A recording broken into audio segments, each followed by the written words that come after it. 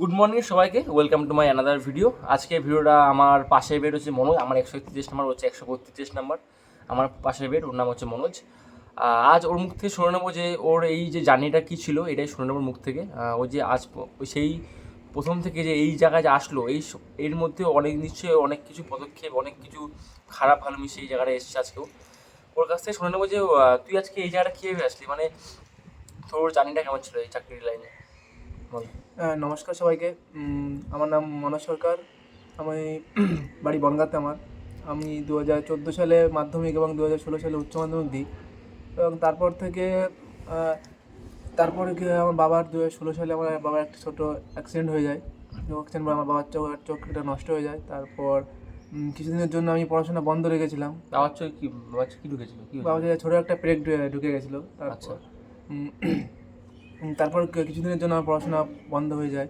এবার next time আবার যখন বাবার চোখটা রিকভারি হয় বা আস্তে আস্তে যখন ঠিক হয়ে যায়, তখন বাবা আবার মানে ফ্যামিলির দিকটা আবার সামলাতে শুরু করে। তারপর যখন যখন যখন তো বাবার অসুস্থ হয়ে গেছিলো, সেই সময়টা তুই কী করতিস তখন? তখন আমি নানান কাজ করতাম, অনেক ধরনের, যেমন ক্যাটারিং করতাম, পোলট্রি ফার্মে কাজ করতাম, সেন্টারিং কাজ করতাম, নানান ধরনের কাজ করতাম। ফ্যামিলির সাথে দাঁড়ানোর জন্য, দাঁড়ানোর জন্য তুই বাড়িতে একাই না আর কেউ আছে? আমার আরও দুটো বোন আছে। আচ্ছা, তার দায়িত্ব তো তাদের সাথে অনেকটাই বেশি তাহলে। হ্যাঁ, দাদা দায়িত্ব সব ছিল। এবার আসতে কিছুদিন পর তারপর আবার মা আমায় বললো আবার পড়াশোনা চালু কর। তারপর 2017 সাল থেকে আমি আবার চাকরি পড়া চালু করি। মামায় 2018 সালে প্রথম আমি জিডি পরীক্ষা দিই, এবং 17-18 সালে আমি আবার আইটিআই চান্স পাই চাকরি পড়া শুরু করে। তখন থেকে আমি 2018 সালে প্রথম জিডি পরীক্ষা দিই, এবং জিডিতে আমার সব কিছু কমপ্লিট ছিল, যেমন রান, মেডিকেল, এবং মেডিকেল সব কমপ্লিট হওয়ার পর লাস্ট মেরিটে আমি আমার কিছু নাম্বারের জন্য বাদ যাই লাস্ট মেরিটে। প্রথমবার চাকরি থেকে প্রথমবারই একদম লাস্ট চলে গেছিলিস? হ্যাঁ, প্রথমবার চাকরিতে আমি লাস্ট পর্যন্ত চলে গেছিলাম, এবং প্রথমবার চাকরিটা না পাওয়ার কারণে আমি প্রচণ্ড ভেঙে পড়েছিলাম। ওই দিনটা, যে দিনটা আমি ফেল করে, ওই দিনটা আমার খুব খারাপ লেগেছিলো, অত্যন্ত খুব কষ্ট হয়েছিল সেটা। খারাপ তো লাগবে, কারণ এটা এমন প্রথমে বাদ যাওয়া তো আলাদা ব্যাপার ছিল। বিশেষ করে যে প্রথম পরীক্ষা ছিল, তার জন্য বেশি খারাপ লেগেছিল। তারপর নিজেকে আবার বুঝিয়ে আবার নেক্সট পরীক্ষা, যেমন ডাব্লিউপি পরীক্ষা দিলাম। তারপরে ডাব্লিউপিতে পরীক্ষা আবার 1 কিলো ওয়েটে বাদ গেছিলাম। তারপর আবার এরকম নানান পরীক্ষা বাদ দিয়ে গেছি, যেরকম আবগারি মেনে বাদ গেছি, পরে আবার বেঙ্গল দিলাম, সেটা মেনে বাদ গেছি। কিন্তু আমি নিজের প্রতি কনফিডেন্স ছিল যে আমি নেক্সট পরীক্ষা আমি আবার উত্তীর্ণ করে আবার সেটা সাকসেস হবো। তার কারণে আমি আবার আস্তে আস্তে আবার পড়াশোনা করতে থাকি কন্টিনিউ, নিজের হাত খরচের জন্য নানান কাজ, নানান কিছু করতে থাকি। তারপর নিজের ফ্যামিলি কিছু মাঝে মাঝে হেল্প করতাম, নিজের হেল্প হতো। ভিডিও থেকে এটুকুনি শিখতে পারলে যে মানে চাকরি পাওয়াটা অতটা সহজ না। যে এমন অনেকে আছে যে সবসময় ধরো বাবার সাপোর্ট থাকে, মার সাপোর্ট থাকে, তারা ঘরে বসে যখন চাকরিটা মানে শুধু পড়াশোনা করলে হয়ে যায়। কিন্তু ওর ক্ষেত্রে ব্যাপারটা উল্টো হয়েছিল। বাবার সাপোর্ট, মানে বাবা যেহেতু শরীর অসুস্থ হয়ে গেছিলো, ও নিজের সংসার কিছু মাস কিছু বছরের জন্য টেনেছিল। যেহেতু বাড়িতে দুটো বোন ছিল, যেহেতু ওর চাপটা একটু বেশি ছিল, কারণ দাদা হিসেবে দায়িত্বটা বেশি। তারপরে ও আবার সেই পড়াশোনা শুরু করে। যারা মনে করো যে যারা অনেকে আছে যারা ফেল করছে সবই ঠিক, কিন্তু এতগুলো ফেল, ও কিন্তু একেবারে দুবার মেন্স থেকে ফেল করলো, একবার জিডির ফাইনাল মেরিট লিস্টে বাদ গেলো, মানে একদম কাছে গিয়ে বাদ গেলো। অনেকে আছে যারা একটুখানি গিয়ে ফেল করে, তাদের মন খারাপ হয়ে যায়। মন খারাপ হওয়ার স্বাভাবিক ব্যাপার, কিন্তু তারা কোনো সময় ভেঙে পড়বে না। হ্যাঁ, এটাই বলবো যে কেউ ভেঙে পড়বে না, সবাই চেষ্টা করবে। আমি যেমন ফেল করার পর 2022 সালে যে কেপিটা আমি এখন বর্তমানে পেয়েছি, 17 সালে ফর্ম ফিল আপ করেছি, এবং সেটা 2024 সালে ফেব্রুয়ারি 9 তারিখে রেজাল্ট দিয়েছিল। আমি তো সেটাই পেয়েছি। প্রায় 2 বছরের প্রসেস ছিল, প্রায় 2 বছর প্রসেস ছিল। আস্তে আস্তে সবাইকে এটাই বলবো, সবাইকে যে কেউ ভেঙে পড়বে না, সবাই চেষ্টা করবে, সবাই একদিন সাকসেস পাবে অবশ্যই। মানে ফেল জীবনে অনেকবার ফেল আসবে, খারাপ ভালো মিলিয়ে একটা জীবন। আমি অনেকবার ফেল করেছি। ও তো আমার থেকে বড়ো হিস্ট্রি। অনেকে আছে যে ওর বয়স এখন 25 বছর বয়স।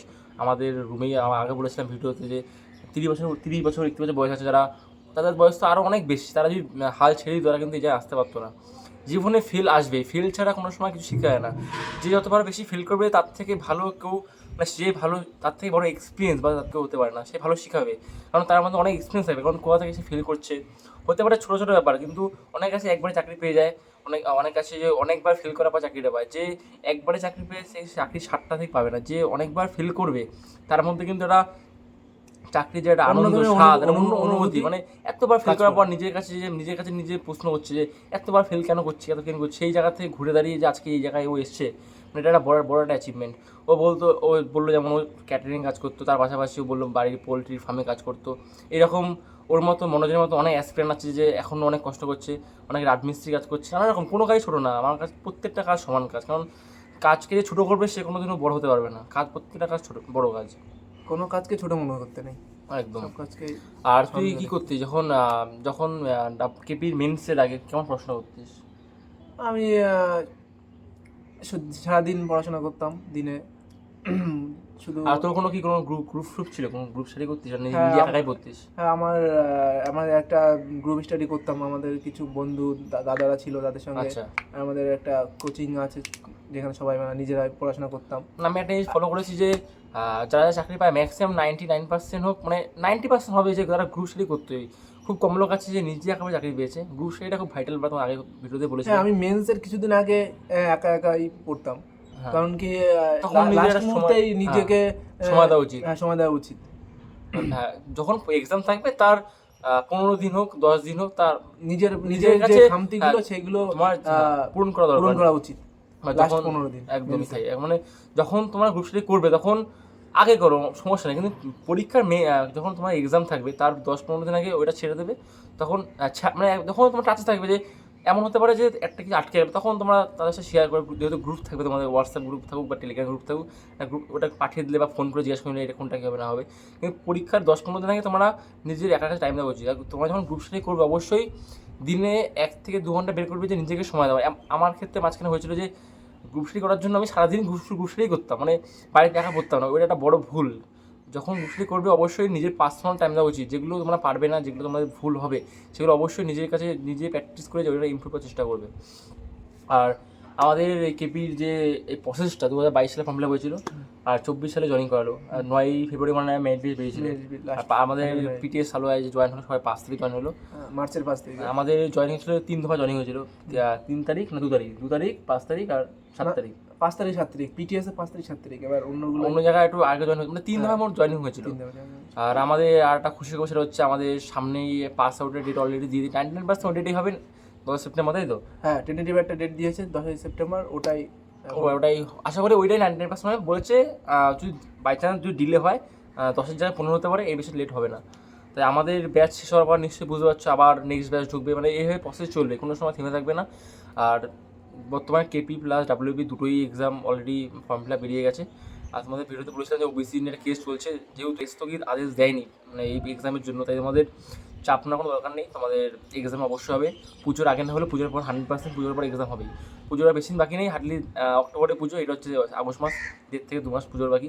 তোমরা অবশ্যই 1.5-2 মাস ভালো করে প্র্যাকটিস করো, ফুল প্রিপারেশন নাও, যাতে তোমাদের কোনো সময় যেন প্রবলেম, চাকরির জন্য তোমাদের লাগবে, সিট যেন কোনো সময় ফাঁকা না যায়, মানে এই লাস্ট চান্স, এইবার একটা চাকরি সিট নিতে লাগবে। এবার প্রচুর ভ্যাকান্সি, এবার কেবি তো হিউজ পরিমাণ ভ্যাকান্সি, এবার জেনারেল ভ্যাকান্সি মানে 500 প্লাস জেনারেল ভ্যাকান্সি আছে, তারপর তো মোট মানে 3600-3500 ভ্যাকান্সি আছে মনে হয় কেপিতে।